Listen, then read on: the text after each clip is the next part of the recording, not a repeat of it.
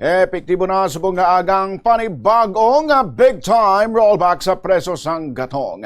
Ini pa lamang ang kaduwang hugnat sang pagdubo sa preso sang langi sumalin sa nagumpisang giyera sa Middle East sa dong Pebrero 28. Yari ang pinal nga rollback sa preso sang produktong petrolyo nga ipatuman o kung ginpatuman sang mga oil companies. Sa diesel, 24 pesos and 94 centavos sa kada litro. Sa liwat sa diesel, 24 pesos and 94 centavos sa kada litro. Sa gasolina, 3 pesos and 41 centavos sa kada litro. Sa liwat sa gasolina, 3 pesos and 41 centavos sa kada litro. Samtang sa kerosene naman, 2 pesos sa kada litro. Sa liwat sa kerosene, 2 pesos sa kada litro. Yari naman ang range ang preso sa produktong petrolyo sa pagpatuman sang rollback subong aga.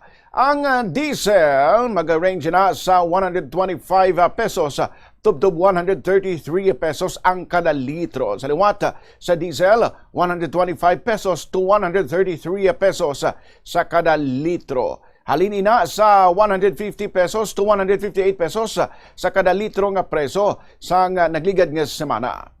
Sa bay naman sang gasolina, ang kada litro nag-range ang preso sa 91 pesos and 50 centavos tubtub 99 pesos. Sa liwat, 91 pesos and 50 centavos tubtub 99 pesos sa kada litro. Halin ina sa 95 pesos to 102 o kung 95 pesos to 102 pesos nga preso sa kada litro sang tinalikdan nga semana.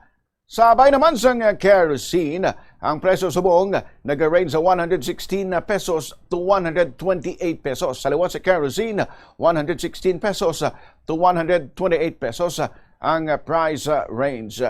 Halin na sa price range ang nagligad nga semana nga 118 pesos to 130 pesos sa kada litro.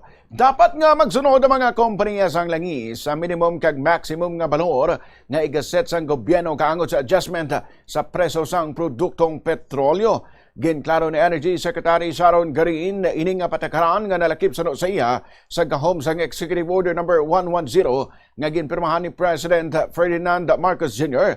nga nagdeklarar sang State of National Energy Emergency. But silingon sini, may limit nga iset ang Department of Energy para sa rollback kag may limit man nga iset para sa maximum nga price increase.